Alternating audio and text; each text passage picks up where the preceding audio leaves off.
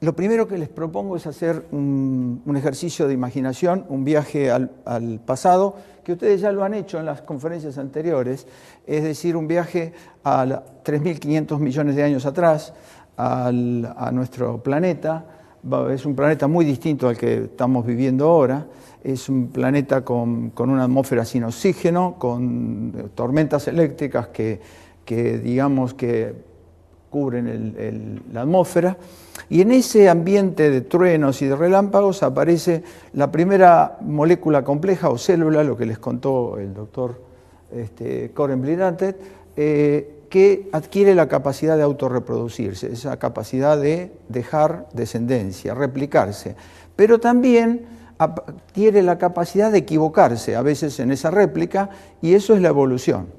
Ese momento que, como ustedes vieron, es un momento que sugiere a los investigadores que es único, o sea que de alguna manera estuvimos todos juntos ahí, ya, o sea, no es la primera vez que estamos juntos, estuvimos ahí, generó lo que hoy se llama biodiversidad, o la vida, digamos, si quieren poner esos términos.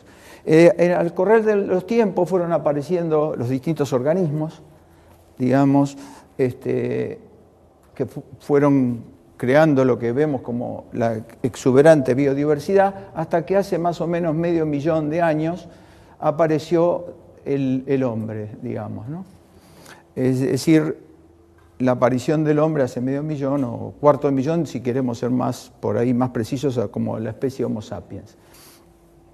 Esa exuberante biodiversidad o vida que nosotros vemos es es como una suerte de desafío, porque uno piensa que esa enorme cantidad de variación de organismos que vemos, desde la diatomea hasta los insectos o hasta incluyendo al Homo sapiens, uno podría pensar que son formas diversas que no tienen nada que ver entre sí. Pero no, si uno observa y estudia, ve que hay una trama que conecta a todos esos organismos, una trama que de alguna manera acuna esos, digamos, que lleva en sus genes el ruido de los truenos de esos hace 3.500 millones de años atrás. Y ese estudio de esa trama, es decir, cómo están conectadas todos los organismos vivos, es la tarea de la sistemática biológica. La sistemática biológica es la disciplina científica que describe, nombra y clasifica la diversidad de la vida y sus relaciones, y a sus 3.500 millones de años de historia. O sea, el intento de entender esa trama es parte de lo que la sistemática biológica hace. Es el sistema de referencia de la biología. La sistemática biológica es el principio organizador de nuestro conocimiento sobre la vida y como tal fundamenta las hipótesis explicativas y las leyes científicas de la biología. Fíjense que nadie podría dar una clase de nada si no tiene un nombre con el que va a describir. Es decir, la sistemática biológica es un poco el sistema que sostiene a la biología toda. La sostiene en el sentido que es la referencia. Y intenta siempre ser una referencia que contenga las leyes científicas y las hipótesis explicativas. Vamos a ver bien esto durante la charla, cómo esto se entiende, digamos. Pero la sistemática, digamos, ha sido en los últimos años, no antes, en los últimos 30 años, considerada una disciplina aburrida y descriptiva, cuando en realidad nada puede ser dicho de un organismo si no se tiene el nombre y dentro de un sistema clasificatorio. Vamos a verlo también cómo actúa esto. Ahora, la sistemática biológica es una disciplina multidimensional que tiene muchas actividades, por ejemplo, el coleccionar organismos, el describir especies, la monografía, las floras, los inventarios y las clasificaciones jerárquicas. A eso ahora se lo está llamando taxonomía. Los dos términos, taxonomía y sistemática, fueron siempre usados como sinónimos. Pero en los últimos años, yo diría, hubo una idea de separarlos y esta sería la aceptación más general de este momento. No quiere decir que todos estén totalmente de acuerdo. Que taxonomía incluye estas actividades, que las reconstrucciones filogenéticas con datos morfológicos, con moleculares, son otra cosa y que todo junto es sistemática. Esto es una manera de ver la disciplina actualmente, ¿no? Es decir, lo que voy a hacer como objetivo, ¿a dónde quiero llegar en esta presentación? quiero establecer la estructura conceptual de la sistemática en el contexto de tres grandes ideas: la crisis de la biodiversidad, la teoría de la evolución y el método científico. No voy a hablar demasiado de cada una de esas ideas, pero las voy a dar porque ese son el contexto donde esta disciplina se desempeña y de alguna manera explican a la disciplina, incluso explican la necesidad de la disciplina. Y luego dedico la otra parte a identificar aspectos de la sistemática que sean susceptibles de ser abordados en el trabajo de escritura. Es decir, ideas que podrían servir caminos, no quiere decir que ustedes tengan que tomarlos, caminos que ustedes podrían seguir cuando quieran escribir sobre este tema. La organización de la presentación la voy a hacer con 5 temas. Biodiversidad primero, sistemática biológica segundo, educación y sistemática biológica, un tema bastante desarrollado, 4 temas susceptibles a ser abordados en el trabajo de escritura y luego las conclusiones. Y después, cuando terminemos la charla, les voy a mostrar elementos que muchos de ustedes van a tener en el CD que di originalmente. Acabo de dar un extra, un complementario, y algunos materiales de ideas que ustedes también están en el CD, pero que los quiero señalar particularmente. Es decir, materiales que están en el CD que ustedes ya tienen y ver cómo los van a usar. Vamos al primer tema, a la biodiversidad. Bueno, acá yo haría 4 preguntas y van a ver que estas 4 preguntas son fundamentales para darle importancia a la sistemática dentro de nuestra sociedad actual. ¿Qué es la biodiversidad? ¿Cómo se ha generado la biodiversidad? ¿Atraviesa la biodiversidad un momento crítico? ¿Cuáles son sus causas, si es que es cierto eso? ¿De qué manera influyen en el hombre común? Es decir, la respuesta es, digamos, si la biodiversidad tiene alguna importancia para el hombre común, no para el científico. Vamos a la primera pregunta. ¿Qué es la biodiversidad?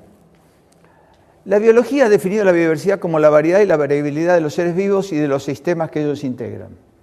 Es la vida, en realidad estamos hablando de la vida, ¿no? Biodiversidad es un término moderno, creado ahora unos 30, en la década del 80, para definir la vida, pero ha sido muy útil para poner muchas cosas en claro.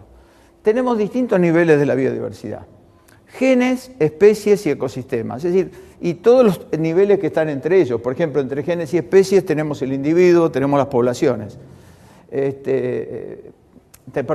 Tenemos los individuos, entre especies y ecosistemas tenemos las poblaciones, por ejemplo, ¿no? Hay otros niveles. Uno podría hacer esto digamos, mostrar todos los niveles desde genes a ecosistemas, y tengo los materiales si hubiera interés en discutir los temas de los niveles de organización. Estos niveles son los niveles con que se utilizan para observar la biodiversidad. Pero cuando se mide la biodiversidad, generalmente se va a especies. O sea, cuando alguien dice vamos a cuantificar la biodiversidad, se habla del número de especies. Por ejemplo, lo que nosotros ahora conocemos es que hay 1.700.000 especies conocidas. De insectos son la mayoría.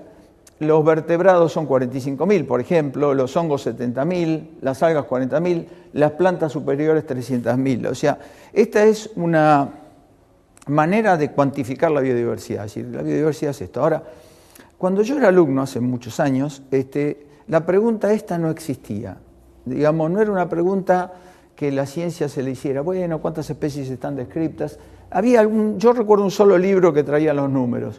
Pero, claro, ante la aparición de lo que después vamos a ver, que es la crisis de la biodiversidad, apareció la idea de saber, bueno, ¿cuánto conocemos?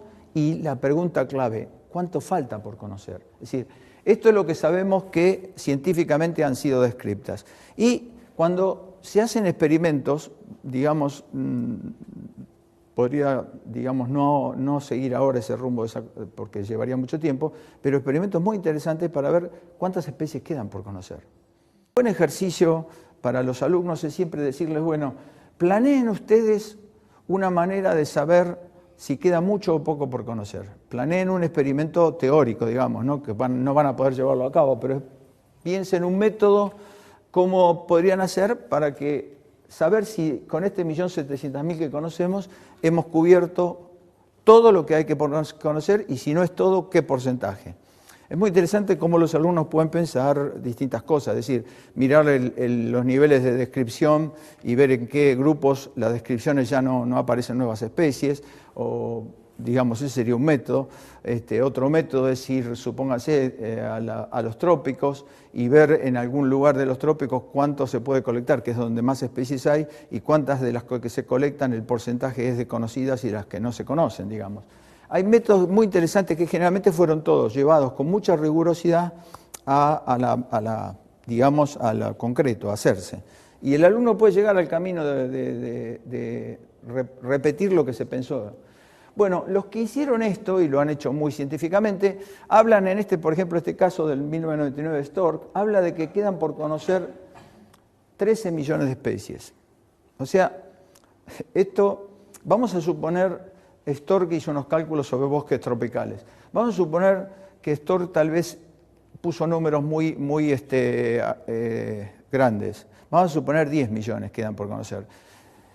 La cifra que queda por conocer es enorme, es fenomenal. Y ahí está el valor de la sistemática.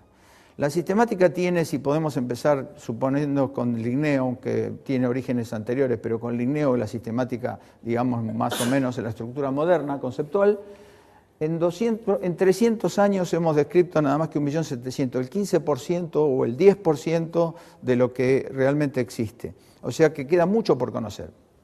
Ahora, ese mucho por conocer llevaría, según cálculos, teniendo en cuenta lo que se describe científicamente, los que están trabajando en eso, quedan unos 500 años de tarea sistemática para llegar a cubrir todo lo que se conoce. Ahora, ¿qué está pasando? Podríamos esperar los 500 años para terminar de conocer, pero vamos a ver que no podemos esperar. ¿Cómo se ha generado la biodiversidad? No voy a dar una clase de teoría de evolución.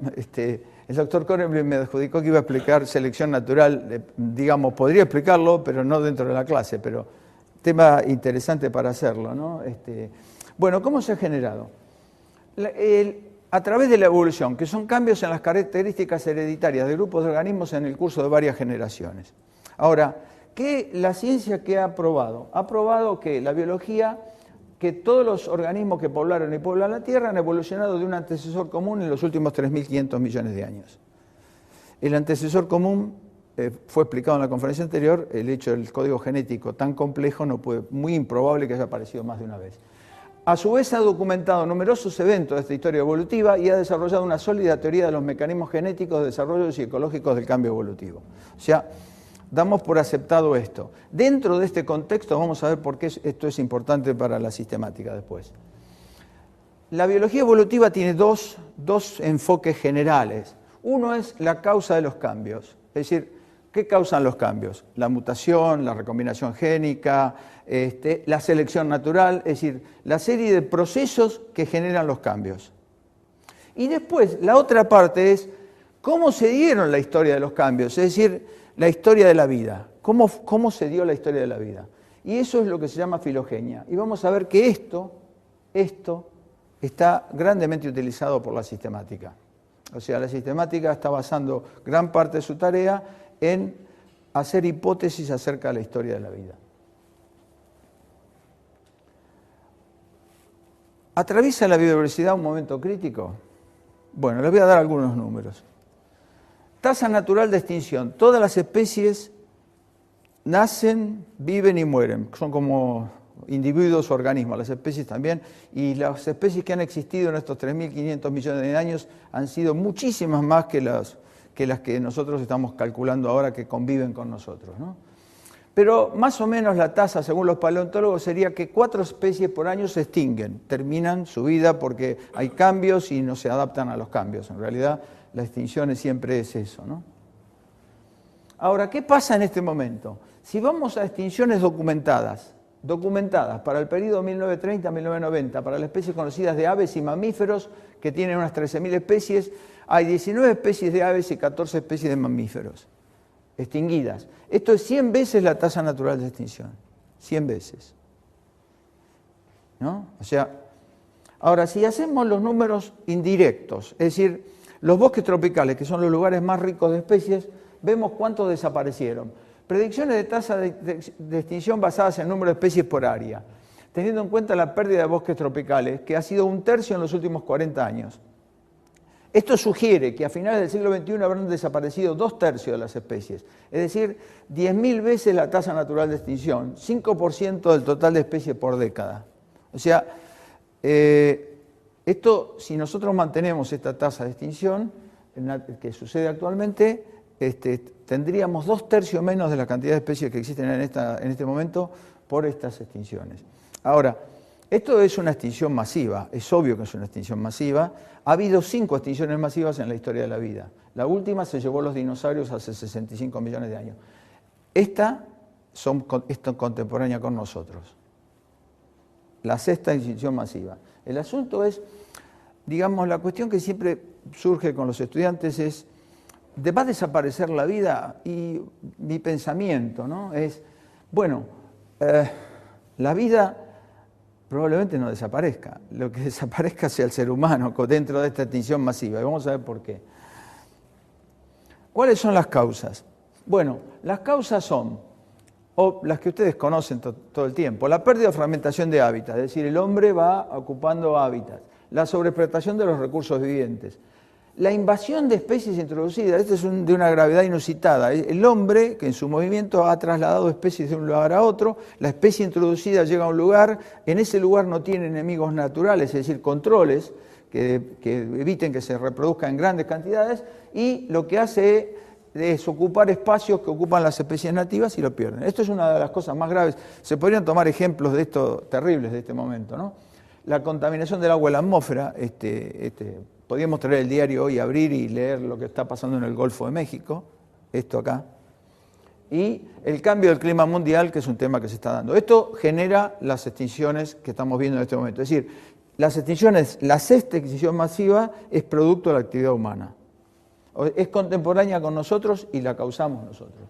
Ahora, esto es indirecto. En realidad, lo que está pasando son causas más profundas que están en nuestro comportamiento, en el crecimiento de la población, en las políticas y sistemas económicos que no atribuyen su debido valor al medio ambiente y a sus recursos vivientes, a la evaluación de políticas con una escala de tiempo inadecuada. Esto es en todo el mundo, no es de la Argentina, ¿no? Es decir, todos los políticos en el mundo toman decisiones que siempre quieren ver, porque es lógico, que se cumplan los objetivos dentro del periodo de su mandato, digamos. Pero cuando se está hablando de biodiversidad o de medio ambiente en general, las decisiones se toman hoy y los resultados los van a ver dentro de 50 años o 60 años. O sea, lo que siempre se ha dicho, que se necesitan políticos con visiones pleistocénicas, capaces de ver mucho más allá de que su simple mandato y con mucha grandeza, para tomar una decisión que por ahí cuesta en ese momento, pero al mismo tiempo va a servir para las próximas generaciones. Las injusticias sociales es una causa muy grande de esto. Hay muchos trabajos sobre la inequidad social que rige en el mundo y la extinción de especies. Esto es para discutirlo grandemente, ¿no? Y la insuficiencia de conocimientos y errores, que es lo que estamos hablando hoy, de sistemática. Para poder, vamos a ver que nos falta por conocer el 85% de las especies y se nos están extinguiendo especies que incluso no hemos llegado ni siquiera a conocer. O sea, se están extinguiendo especies que no sabemos que existen. Todo esto son comportamientos humanos, ¿no? Porque uno puede volver atrás y mirar las causas directas. Yo, como comportamientos humanos, es interesante leer el diario y mirar lo del Golfo como una cosa actual. Con el alumno siempre es interesante traer las cosas del día y mostrar como que eso está también en la vida diaria, ¿no? ¿De qué manera influye en el hombre común? Es decir, la idea que yo siempre le digo al alumno, bueno, esta noche ustedes van y se sientan con sus papás a cenar y el papá le pregunta, dice, bueno, ¿qué te contaron hoy de la biodiversidad y que se están extinguiendo especies, una especie en la pampa argentina? Entonces, el padre inmediatamente le va a preguntar, ¿y qué me importa a mí que se falte una planta, una simple gramínea de la pampa argentina no esté más cuando no sirve para nada? Está ahí. No. Vamos a ver que toda la biodiversidad tiene por lo menos 4 valores: económico, estético, científico y ético. Podríamos dar muchas clases de cada uno de estos valores y mucho tiempo. Yo podría decir, bueno, vamos al económico. El económico es impresionante, bueno, todo lo nuestro, todo lo que exige, lo que comemos, todo es biodiversidad, o sea que no necesitamos demasiada ejemplos. Pero le voy a dar ejemplos de la industria farmacéutica. Catharanthus roseus es una planta de Madagascar. Existen las compañías farmacéuticas buscan medicinas naturales, porque las plantas son en realidad fábricas de medicinas naturales. Es decir, y la historia de la vida te podría haber traído, que no quiero hacer más largo en esa dirección, pero la lista de grandes descubrimientos de medicinas naturales en las plantas. Esta hace unos 15 años o 20 fue buscada en los laboratorios que envían sus botánicos a buscar plantas en distintos lugares del mundo, preguntando generalmente con dos métodos. El método de la pregunta, ¿ustedes usan alguna planta para curar algo? O directamente el método aleatorio, les llevan una planta y prueban qué sustancias tienen, y esas sustancias o compuestos los prueban con las distintas enfermedades actuales, sobre todo las que llevan mucho dinero, ¿no? Bueno, encontraron que la gente de Madagascar usaba esta planta para la diabetes, pero la llevaron a Alemania a un laboratorio y encontraron que no tenía efecto en la diabetes, pero que la planta era capaz, encontraron un compuesto que cura la leucemia infantil, que tenía un 95% de mortalidad y en este momento con este descubrimiento tiene 5% de mortalidad. Ahora, piensen la cantidad de chicos que se salvan por esta planta, ¿qué hubiera pasado si se hubiera extinguido esta planta antes de esto? O si los científicos no la hubieran conocido, realmente de saber de qué se trata. Que también tengo ejemplos de casos que se encuentran descubrimientos de algo que cura, pero cuando está mal la taxonomía después no lo pueden volver a encontrar, ¿no? Cuando está mal la descripción.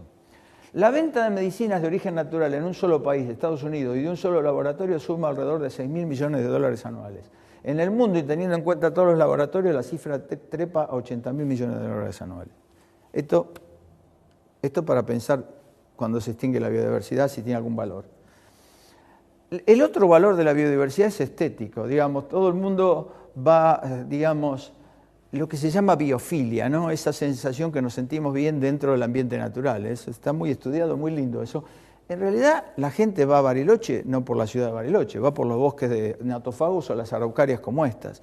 O sea, hay un valor estético, que hay una recompensa que el hombre siente. Podríamos discutir un poco cómo eso se fue dando en la teoría de la evolución, explicando con la teoría de la evolución, el hombre ha obtenido recompensa. Todos nos sentimos bien en el mundo natural y ese valor estético es enorme.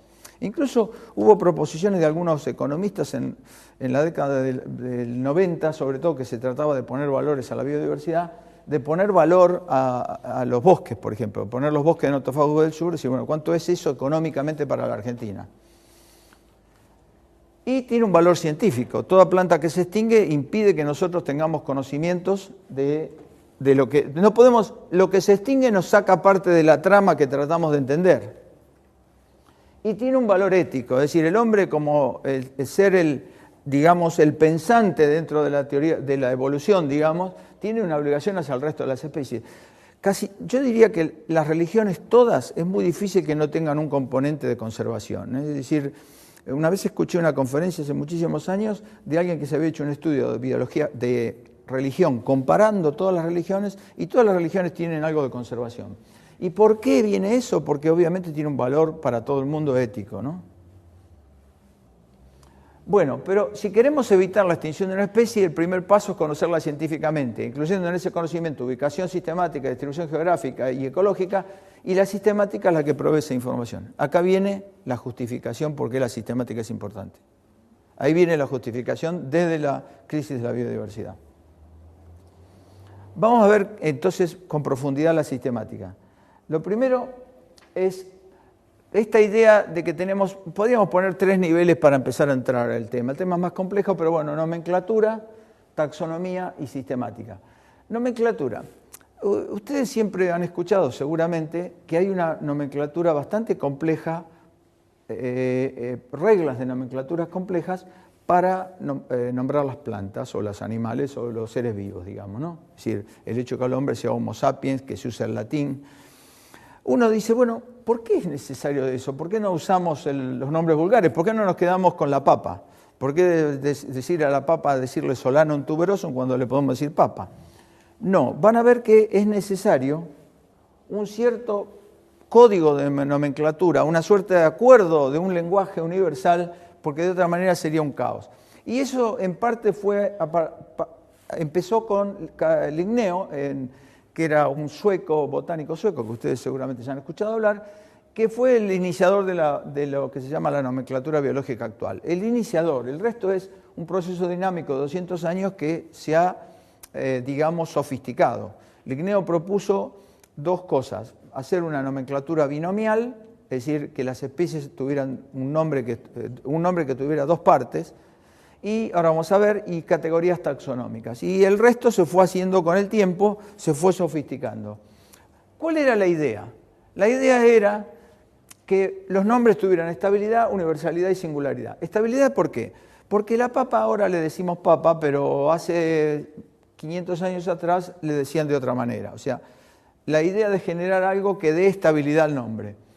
¿Por qué universalidad? Porque nosotros a la papa le decimos papa, pero en Francia le dicen pomme de terre y en algunos lados le dicen patata. ¿Y por qué singularidad? Porque la palabra papa se usa también para otras plantas. O sea, la idea de la nomenclatura son estas tres cosas que son: darle estabilidad a los nombres, darle universalidad y darle singularidad. Es decir, en el tiempo que se mantengan, que tengan universalidad, que todo el mundo lo acepte, y una singularidad, que siempre se refieran a lo mismo. Esto es bastante más complejo, las reglas, que estas tres simples cosas, pero vamos a las bases.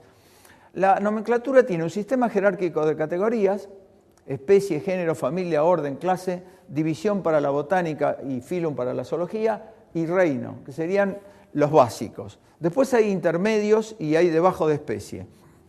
Pero estos son los obligatorios. Todo tiene que estar por lo menos en estos 7 categorías, que son como boxes cajas dentro de otras cajas. Es una estructura jerárquica. Después podríamos discutir, y eso es interesante como tema, cuando el alumno, lanzar al alumno la idea, discutir si la naturaleza tiene una estructura jerárquica, como la que le estamos imponiendo.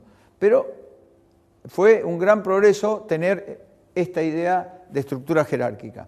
Y después generar reglas de nomenclatura, que en este momento hay por lo menos 5 códigos distintos, pero muy combinados entre ellos y muy seguidos, muy copiados en las ideas, ¿no? Botánica, zoología, bacteriología, plantas cultivadas y virología. Dentro de las plantas de la botánica están los hongos, que ahora ya no son más plantas, pero están dentro de ese código. La idea acá es, por ejemplo, el hombre es Homo sapiens, o sea, 2 palabras. Homo es el género, sapiens es la especie, pero para nombrar la especie hay que nombrar las 2. O sea, la especie no es sapiens, sería Homo sapiens. Es probable que yo esté diciendo cosas triviales para ustedes, pero como no sé la heterogeneidad del grupo, digamos, el género es Homo, la familia homínidos, el orden primates, la clase mamíferos, la división, el filum, porque esto es zoología, cordados, y el reino animal. Esta sería una manera de poner el hombre dentro de las categorías, lo que se llaman categorías linneanas. Ahora la nomenclatura es como una base que no es biológica, es como una suerte de reglas para dar nombres. Pero vamos a ver la clasificación y el método científico. Esto es muy importante. Para mí es lo más importante, estos pequeños 5 minutos son los más importantes para entender la sistemática. La sistemática, cuando está devaluada, cuando la quieren devaluar, dicen, no, pero los sistemáticos lo único que hacen es describir. No, nosotros somos los que hacemos experimentos, somos los únicos que hacemos las cosas bien. Y es muy común eso, es decir, el sistemático no es argentino, es de todo el mundo. Es como una idea de que el sistemático es alguien que hace algo que puede hacer cualquiera. Y le podría traer revistas que dicen eso, revistas del año pasado, que dicen, bueno, la sistemática la puede hacer cualquier persona que se quiera hacerlo. Es como coleccionar estampillas. Van a ver que no. Porque si nosotros, por ejemplo, si yo tuviera que clasificarlos a ustedes, si tuviera que hacer una clasificación, la sistemática en última instancia es clasificar. Si yo tuviera que clasificarlos a ustedes, podría clasificarlos varones y mujeres. Podría clasificarlos por las provincias que vienen. Podría clasificarlos por el color de los ojos. Podría clasificarlos por el color de la ropa. Cada grupo de objetos tiene infinitas clasificaciones posibles. Ahora, ¿por qué? ¿Cuál sería el objetivo de una clasificación de los seres vivos? Obviamente, si uno quiere estar dentro del método científico, esa clasificación tiene que ser una clasificación predictiva. Porque de las que ustedes estoy haciendo, que son todas clasificaciones posibles, Yo preguntaría, y eso sería una buena pregunta para los alumnos, ¿cuál es la mejor? ¿Cuál es la mejor clasificación de todos ustedes? Y la mejor clasificación de todos ustedes nunca la podría encontrar si no tengo un objetivo. Es decir, no, dígame para qué la quiere clasificación. Si usted la quiere para hoy distribuir los pasajes de dónde vienen, es obvio que la mejor clasificación es de la cuestión geográfica. Si es para distribuir que tengo que hacer habitaciones separadas en el hotel y cuáles son varones y cuáles son mujeres, digamos. O sea que lo primero que tengo que saber cuando quiero hacer una clasificación cuál es la mejor y quiero contestar cuál es la mejor es saber cuál es el objetivo. El objetivo de la ciencia es tener clasificaciones predictivas. ¿Y qué significa predictivas? Clasificaciones que contengan las leyes científicas. ¿Y eso en qué se basa? Por ejemplo, uno ve que se ha hecho mucho trabajo, supónganse, en la Drosophila melanogaster, una especie con muchísimo experimento genético. Yo creo que toda la genética moderna está basada en la Drosophila melanogaster. ¿Cuál es la clave de la clasificación? Es que aquella persona que describió la Drosophila melanogaster y hizo la hipótesis de que esa especie existía en la naturaleza, en realidad le dio la herramienta a todos los que iban a hacer experimentación sobre Drosophila. ¿Por qué? Todas las experimentaciones no son sobre todos los individuos que forman Drosophila melanogaster en el tiempo incluso y hacia el futuro, sino es en 2 o 3. Y después, utilizando la predictibilidad de lo que hizo el señor que describió Drosophila melanogaster, asumen que eso sucede en todos los organismos que se llaman Drosophila melanogaster. O sea, la manera de hacer la mejor clasificación científica es aquella que sea más predictiva y es lo que todo el mundo usa como referencia después. Por eso ustedes nunca van a encontrar un trabajo que sea la respiración y que hable sobre respiración. Va a decir, este experimento de respiración lo hicimos en tal organismo. Y no revisó todos los individuos, revisó algunos, el resto usó el concepto. Por eso, si tuviéramos que hacer una definición, es que el objetivo de la clasificación biológica es el conocimiento, no de tal o cual organismo en particular, sino de las leyes generales que los rigen y de las relaciones causales existentes entre ellos. De allí que una clasificación biológica será mejor que otra en la medida que sugiera más leyes científicas y contribuya mejor a la formulación de hipótesis explicativas. Una buena clasificación biológica es fecunda como principio organizador de nuestro conocimiento. Es decir, ahí está la importancia de la clasificación y de la sistemática. Todo lo que se hace en biología tiene una estructura de base que es la clasificación. Y si una clasificación está mal hecha, lleva al error a aquel que está experimentando utilizando esa idea.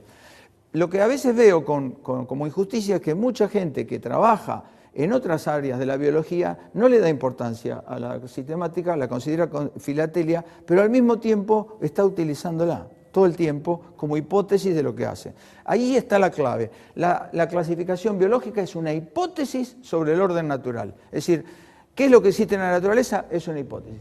Ahora, ¿por qué? Si ustedes le dieran a decir cuál es la mejor clasificación de los seres vivos, si les preguntan, y es una buena pregunta para los alumnos también, ¿cuál es la mejor clasificación de los seres vivos? Ustedes van a poder decir, bueno, yo las plantas las puedo clasificar en arbustos y árboles. Y no es mala, pero ¿es explicativa? No va a ser explicativa, porque dentro de árboles voy a tener cosas muy diferentes que tienen la forma de un árbol, pero que tienen muy poco en común.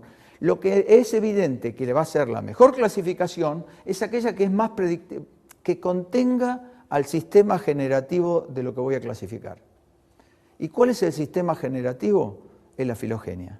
O sea, la filogenia, que está basada en las relaciones de parentesco, es el sistema generativo, lo que generó lo que estoy mirando. Si eso que generó, obviamente es lo que debe contener más leyes científicas, porque los parentescos obviamente son mucho mejor que usar árboles o arbustos como agrupamientos.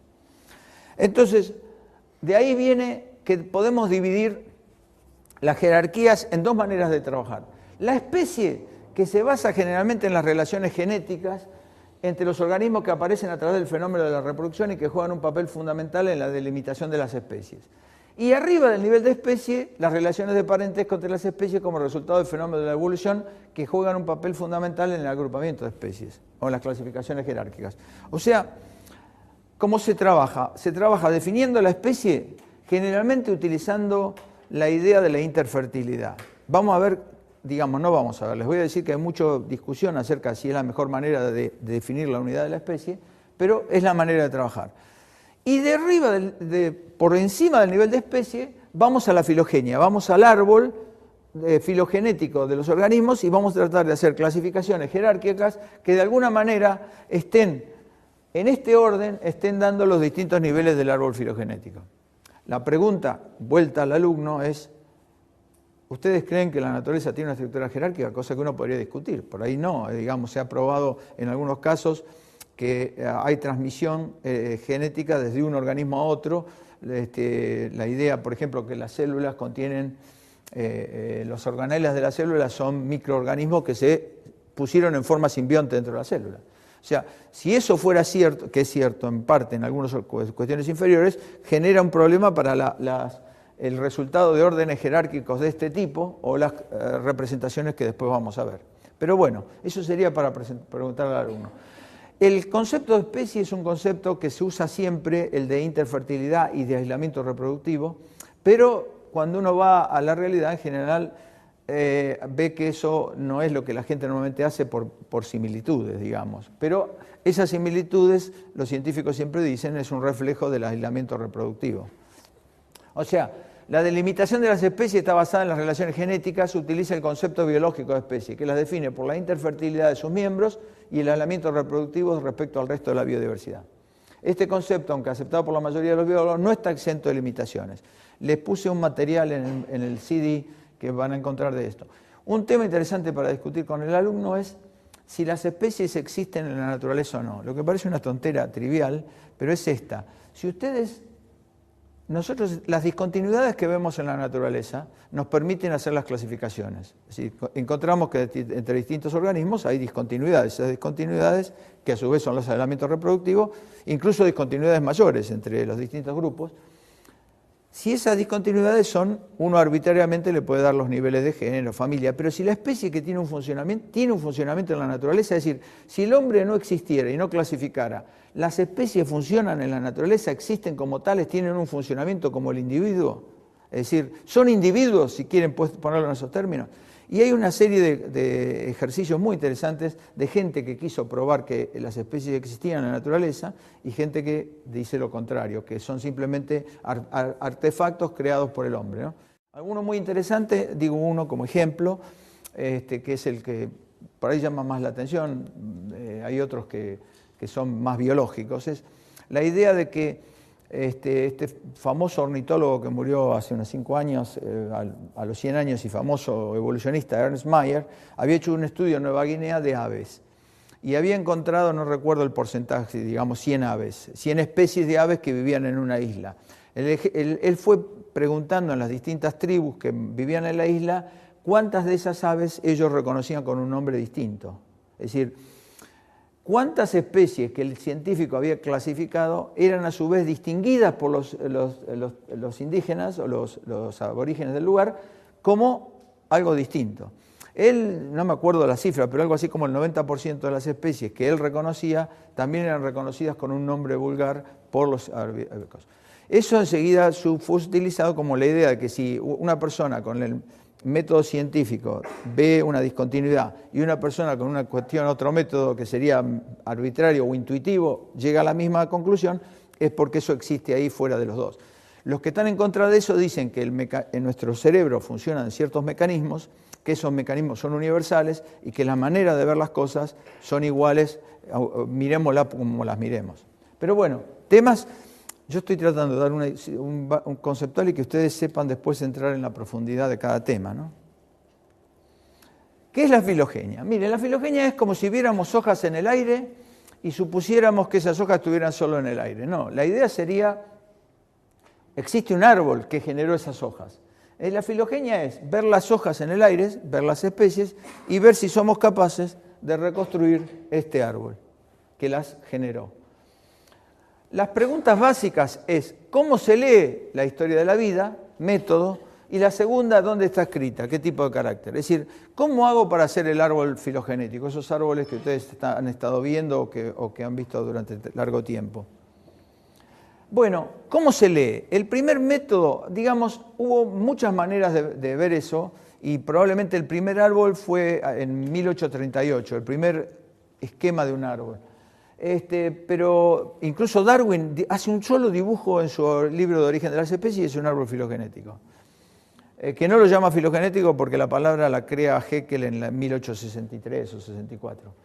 Pero bueno, el primer método muy, digamos, estructurado y conceptualmente sostenido fue creado por un entomólogo alemán en la década del 50, Willy Hennig, que es lo que se llama cladismo, que ese era el nombre que tenía el título del trabajo. Hennig inventó un método, o creó un método, donde él hacía el árbol filogenético, obviamente aceptando que había una estructura jerárquica, y que los distintos nodos del árbol estaban sostenidos por novedades evolutivas. O sea, las novedades evolutivas justificaban la existencia de la rama que se iniciaba en ese lugar. Y siempre utilizando el concepto que él llamaba de simplicidad, él no lo llamaba así, después lo llamaron, es la idea de que voy a usar siempre el camino más corto. Es decir, si tengo dos plantas que tienen ovario, no voy a pensar que esos dos ovarios aparecieron en forma independiente, sino que los voy a juntar. Es decir, voy a reducir mis opciones, es la célebre navaja de Occam de la epistemología. Siempre voy a reducir el número de hipótesis al mínimo.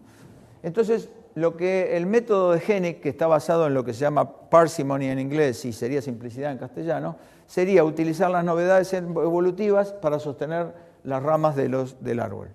Y eso sería, por ejemplo, del monofiletismo del seres humanos. Es una novedad evolutiva el hecho del código genético, apareció una sola vez. Ese es un método de pensar parsimoniosamente, muy complejo para pensarlo para hacer dos veces. Y entonces ahí sería una manera de hacer. Ahora, ¿por qué le saqué en el título el cladismo? Porque últimamente ha habido muchos métodos muy sofisticados basados en métodos probabilísticos, bayesianos o lo que se llama maximum likelihood, que sería máxima probabilidad. Son métodos de reconstrucción filogenética modernos muy utilizados en la sistemática molecular, los que usan moléculas.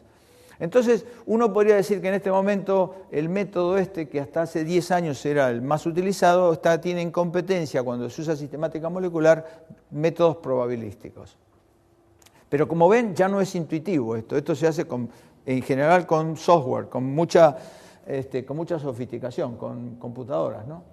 Ahora, ¿dónde está escrito eso? Es decir, yo tengo que leer el árbol de la vida, pero ¿dónde está escrito?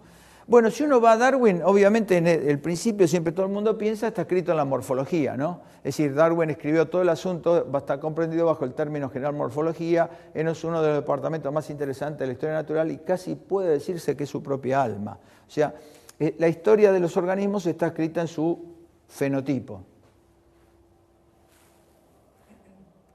Pero la aparición de la biología molecular, con el descubrimiento de la estructura del ADN y recientemente, en los últimos años, la posibilidad de secuenciar en grandes cantidades los genomas de los organismos, nos hace posible de que busquemos no los caracteres morfológicos, sino los caracteres moleculares, es decir, las secuencias directamente, en lugar de comparar digamos, las hojas, los caracteres de las hojas, los caracteres del tallo en una planta, directamente se toma una secuencia y se comparan las secuencias de un mismo gen, ¿no?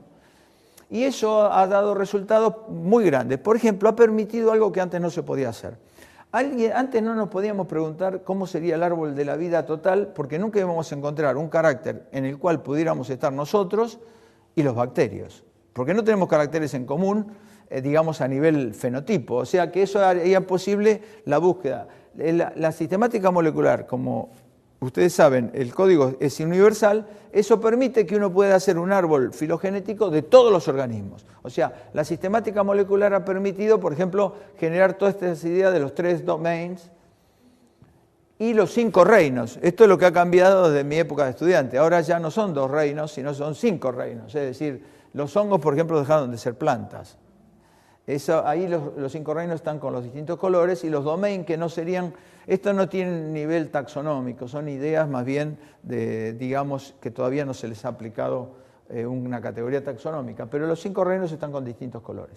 Ahora, esta sistemática molecular ha creado una revolución total, y ustedes saben, todo lo molecular ha creado una revolución total en la biología, una revolución enorme. La biología ha sido revolucionada y se ha transformado en una disciplina fundamental del siglo XXI. pero al mismo tiempo tiene un riesgo. Es decir, esta es una visión, cuando me invitaron a dar esta charla me dijeron que hablara también de los debates. Y este sería un debate, por lo menos de mi visión marginal, digamos, mirando a protagonistas principales de la sistemática. Yo siempre me pongo como un simple testigo, ¿no? Esto tiene un inconveniente para mí. Este exagerado reduccionismo de que todo se responde con la sistemática molecular ha traído que prácticamente en los países del primer mundo solamente existan sistemáticos moleculares, es decir, casi al punto de que lo organísmico está considerado de segunda. Esto para mí prevalece una visión absoluta molecular y como consecuencia de ello un pensamiento unidimensional de la disciplina. Yo veo como que es extremadamente importante la sistemática molecular, pero ha generado, digamos, ha dado respuestas a cosas que antes eran imposibles de pensar, los 5 reinos, los domains, pero al mismo tiempo se ha transformado en un discurso prevalente. Y ese discurso unidimensional genera lo que yo considero, y esto es muy modesto pensamiento el mío, como todos los que tengo, considero lo que se llama verdad y poder de Michel Foucault. Es decir, la idea de que la verdad depende de los criterios, no la verdad verdadera, sino lo que se cree por verdad depende de los criterios de verdad que se sostiene el paradigma dominante. Y el paradigma dominante ha sido tan dominante últimamente con este éxito fenomenal de la sistemática molecular que de alguna manera ha oscurecido lo organísmico, ¿no? Y tal es así que prácticamente, yo puedo dar miles de ejemplos, no los quiero dar ahora porque no habría tiempo, esto trae serios problemas de que desaparecen, porque primero desaparece la ausencia de crítica. Hay un sentimiento generalizado de que todos queremos ser partidarios de los ganadores, o sea, desaparece la crítica. Y después la legitimación de los problemas y métodos aparece siempre desde el criterio de verdad. El establecimiento de prioridades en la investigación, las oportunidades de trabajo y la organización de las instituciones. Esto lo podría demostrar, no sería una charla, sería una charla de 1 hora nada más que hablar de esto y demostrarles cada uno de estos puntos cómo se dan y cómo se ven en las distintas cosas, ¿no? Cómo se ven, por ejemplo, desde las revistas. Desde las revistas está la legitimación. O sea, esto para mí lo que está trayendo como problema es la pérdida de la visión del organismo y el intento de comprender todo en un solo nivel de la biodiversidad. Pero un debate, para dejarles a ustedes. El tema es interesante discutirlo con los alumnos desde el punto de vista de que esto es debate, pero al mismo tiempo es criterios de verdad.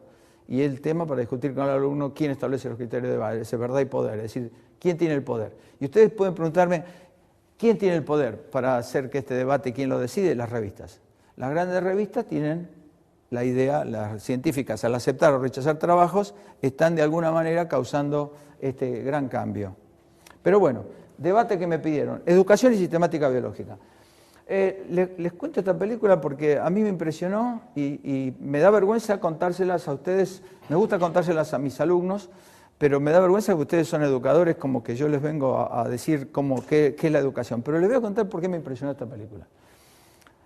Se llama Peggy Sue se casó, es de Coppola, es del año 1986, trabajaba Kathleen Turner y Nicolas Cage, y es interesantísima desde muchos puntos de vista. Es una mujer que tiene 43 años, está pasando una crisis matrimonial muy grande y la invitan a su escuela secundaria al festejo de los 25 años de egresados. Ella va a su escuela secundaria, va a la fiesta, con sus problemas de ese momento, va a la fiesta, la eligen la reina de la fiesta o algo así, digamos como toda una diversión que puede haber después de 25 años que no se ven, se desmaya, cuando abre los ojos está en la escuela, pero tiene 18 años. Y tiene la memoria de los 25 hasta los 43. O sea, ella está ahí, pero sabe que tiene 43. Entonces le explica a todo el mundo, nadie le cree. Es muy interesante ver al principio cómo ella se resiste a esa situación, pero al final tiene que aceptar que tiene los 18 años de nuevo y que sabe todo lo que le pasó en la vida hasta los 43. Hay escenas maravillosas, ¿no? Escenas maravillosas cuando va a la casa, ve a los padres le dan órdenes, se encuentra con la hermana, le abraza a la hermana más chica y dice, ¿por qué me tratas bien? Claro, cuando tenía 18 la hermana le agarraba las patadas, pero claro, vivió la vida y empezó a comprender. Suena el teléfono, es la abuela. cuando atiende el teléfono ella escucha a la abuela y se pone a llorar, porque la abuela muere en ese periodo. O sea, hay un montón de cosas que en esa película están expresadas de qué pasaría si uno puede volver a ese tiempo. Pero hay una perfecta que es de la educación. Las padres la mandan a la escuela, y entonces va a la escuela y llega el profesor, creo que era del de álgebra, pero podía ser el de biología, ¿no? Y el profesor le dice, saquen una hojita. Y ella no sabe nada. Sacan la hojita y todos se ponen a escribir y le da un tema. Entonces ella va con la hoja en blanco y se la da al profesor. El profesor mira la hoja en blanco y le dice, Peggy Sue dice, esto te va a costar muy caro en la vida. Y ella mira la hoja y dice, de una cosa estoy seguro, profesor, que nada de lo que usted me enseñó me sirvió en mi vida. Y eso es lo que siempre pienso, y ahí está la clave de la educación, yo siempre pienso, ¿estará Peggy Sue entre mis alumnos?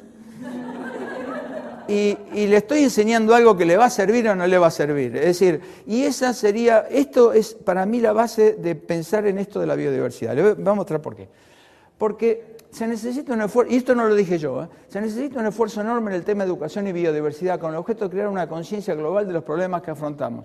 Solo una sociedad educada sobre la biodiversidad puede crear las condiciones que nos lleven a un futuro sustentable.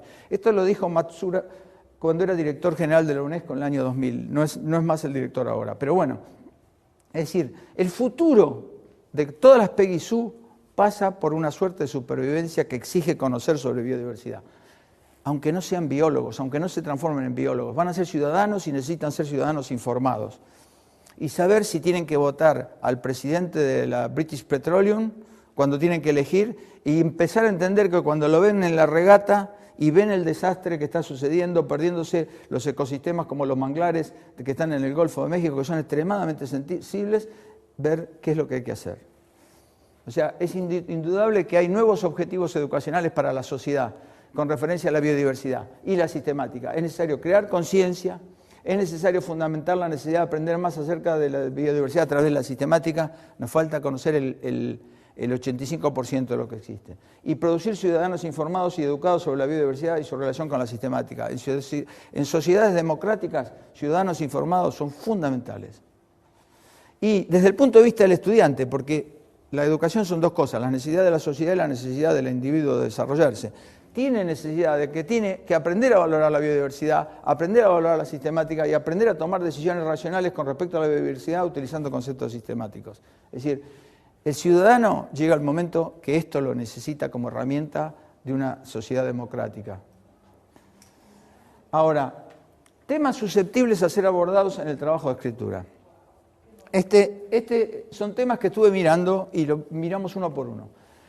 Un tema podría ser la biodiversidad como recurso vital de la humanidad, números, extinciones, valor, implicancias personales y sociales, el hombre como parte de la biodiversidad, la sistemática como herramienta de su conservación. Es decir, una idea podría ser, yo no les estoy dando un índice, ¿eh?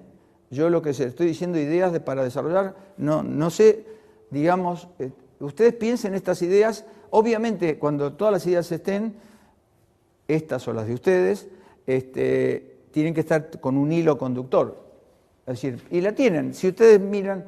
Ahora, esta es fundamental, yo no haría nada que no tenga como envoltorio la biodiversidad. Ese envoltorio es el que va a generar el estímulo, la motivación e incluso va a ser la herramienta para Peggy Sue.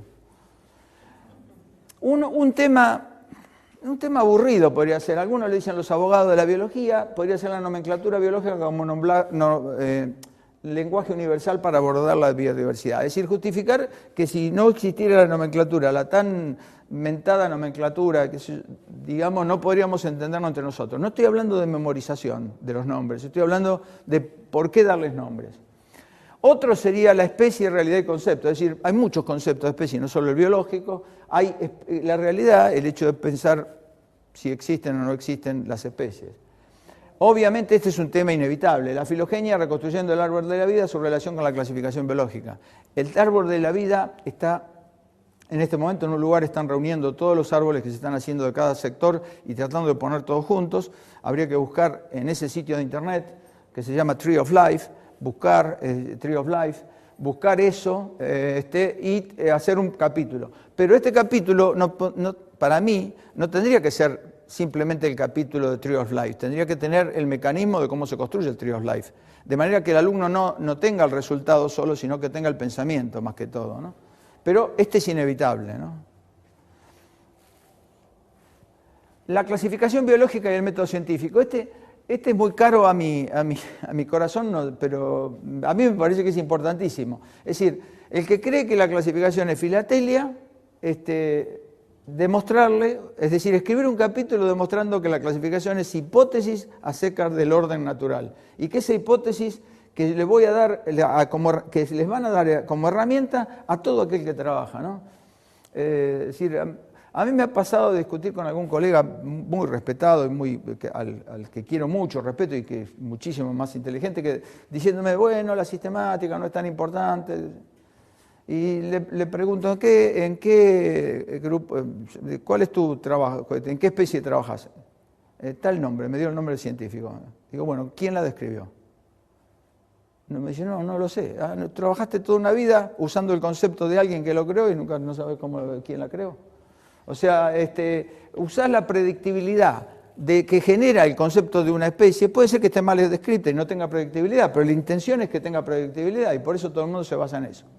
La otra son dos temas que no he tratado, pero que son muy interesantes, la biodiversidad en el espacio, la biogeografía y en el tiempo, paleontología, y ahí vendría la selección natural. La selección natural, Darwin la descubre usando la biogeografía. Digamos, hay muchas maneras de mirarla ahora, ¿no? Pero en el momento que Darwin la ve a través de mirar las distribuciones geográficas, y cuando van a Wallace, que es el que descubre la teoría de la evolución al mismo tiempo con la selección natural, usó la biogeografía. O sea que el espacio es extremadamente importante para entender la biodiversidad. Y es una ciencia que yo diría hermana de la sistemática biológica como esta, como la paleontología, ¿no? Descripción del proyecto sistemático. Esta es una idea mía, pero puede que esté equivocado.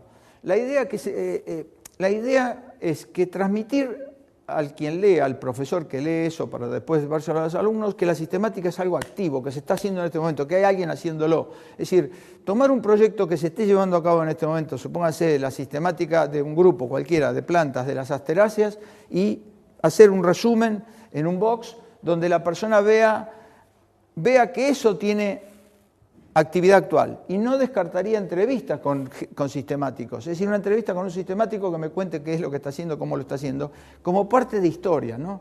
Yo siempre también veo la educación como contadores de historia, es decir, si uno no pone la historia, es decir, si no le da contexto, no es técnico el tema, ¿no? Es algo más, es más de una historia contada, y si alguien contándole su propia historia es muy valioso cómo lo está haciendo. Y algo que para mí es fundamental son actividades. Yo pienso que con actividades se puede llegar a mucho. Déjenme que les explique. Yo haría actividades, yo la palabra yo no me gusta.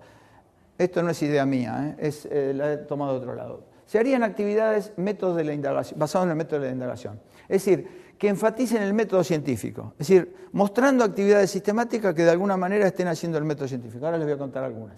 Incluyendo la capacidad de observación, el saber hacer preguntas, el desarrollar hipótesis, el levantar y analizar datos, el contrastar hipótesis, el extraer conclusiones y el comunicar resultados y conclusiones. Es decir, el alumno de alguna manera tiene que empezar a repetir el método científico. ¿Cómo? Las famosas competencias, hoy en día le llaman competencias científicas. Claro, eso, alfabetización científica, si quieren, entender el método, no repetir, sino entender cómo piensa el científico, la necesidad de la comprobación. Exacto. Hay un nuevo libro que les puse en uno de los CD, ahora voy a hablar de los materiales, que es un nuevo libro para enseñar, que lo publicó la Academia de Ciencias de Estados Unidos el año pasado. Ahora no recuerdo el nombre del libro, era para la escuela primaria, pero tiene una nueva manera de encarar, es decir, como que el alumno tiene que aprender a hacer ciencia, entender las cuestiones científicas e incluso poder contribuir con algo.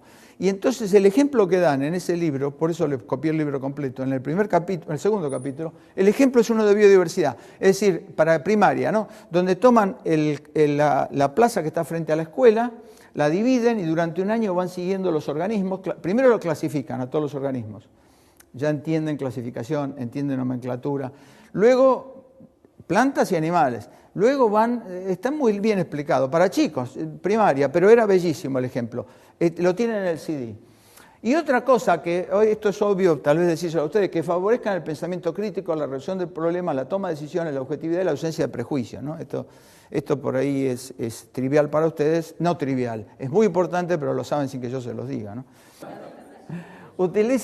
La idea de las actividades es que utilicen la biodiversidad como vehículo para enseñar sistemática y mostrar la multiplicidad de la vida. Es decir, la actividad tendría que ser mostrando que el alumno se asombre con toda la cantidad de cosas que existen y al mismo tiempo entienda que la sistemática es la manera y al mismo tiempo vea la biodiversidad y al mismo tiempo se ve a sí mismo.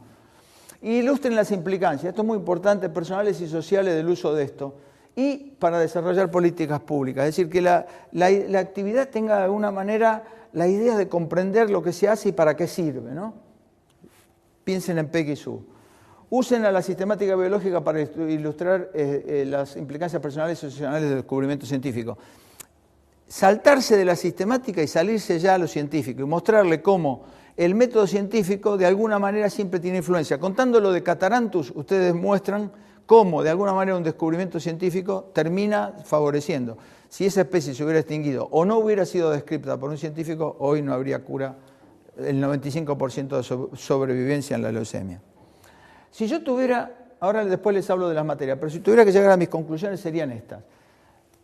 Descubrir científicamente, la tarea de la sistemática es descubrir científicamente la biodiversidad, describiendo las especies utilizando el concepto de especie. Puse conceptos para el tema. No hay nada en la ciencia, no hay nada total ni permanente, eso lo saben. O sea que enseñar sistemática también es enseñar a pensar que la ciencia va progresando, lo que hoy es verdad, mañana puede no serlo. Intentar comprender qué es clasificaciones jerárquicas basadas en la filogenia. Un resumen de la tarea, digamos. La sistemática es la más elemental y amplia de las disciplinas biológicas. Elemental porque nada puede ser dicho acerca de un ser vivo hasta que no ha sido clasificado. Y amplia porque una vez que algo nuevo se ha dicho o descubierto, inmediatamente se incorpora a la clasificación. O sea, está a la base de todo y está arriba de todo. Y esto es medio tonto. Si no tienes el nombre, no tienes el conocimiento. Y si tienes el nombre equivocado, tienes el conocimiento equivocado, ¿no? Sería el resumen de la sistemática. Educación. La biodiversidad es un recurso global que necesita ser preservado. La sistemática es la herramienta básica para el estudio de la biodiversidad. La enseñanza de la sistemática juega un papel importante en la conservación de la biodiversidad. El aprendizaje de la sistemática es un proceso activo y constructivo. Esto no es filatelia. La enseñanza de la sistemática debe estar basada en problemas reales que demuestren el significado de la biodiversidad para la sociedad y las personas. Este es mi resumen. Si tuviera que hacer un resumen total, vamos a usar a Borges. Borges se hizo una pregunta, pero maravillosa, de biología. Vamos a mirar la pregunta, van a ver que ustedes, todos estuvimos en esta situación. Dice, a un chico lo llevan por primera vez al jardín zoológico. Ese chico será cualquiera de nosotros, o inversamente nosotros hemos sido ese chico y lo hemos olvidado. En ese jardín, el chico ve jaguares, buitres, bisontes y lo que es más extraño, jirafas. Ve por primera vez la desatinada variedad del reino animal y ese espectáculo que podría alarmarlo o realizarlo le gusta. Le gusta tanto que ir al jardín zoológico es una diversión infantil. ¿Cómo explicar este hecho común y a la vez misterioso? Es decir, si volvemos atrás cuando éramos chicos, recuerdan que nunca el zoológico nos dio miedo. ¿Ustedes vieron que los chicos le tienen miedo a un montón de cosas? ¿Ustedes vieron a algún chico que tuviera miedo al zoológico? No existe. ¿Por qué el chico no tiene miedo mirar a los tigres? ¿Por qué no le tiene miedo? ¿Cuál es la razón? Fíjense en la respuesta de Borges y ahí está la respuesta de la clase de hoy. El niño mira sin horror a los tigres porque no ignora que él es los tigres y los tigres son él. O mejor dicho, que los tigres y él son de una misma esencia. Y esto es lo que hemos olvidado. Enseñar biodiversidad y sistemática es recordarle, volver a ser chico y saber por qué no le tenemos miedo. Bueno, les digo, bueno, les cuento.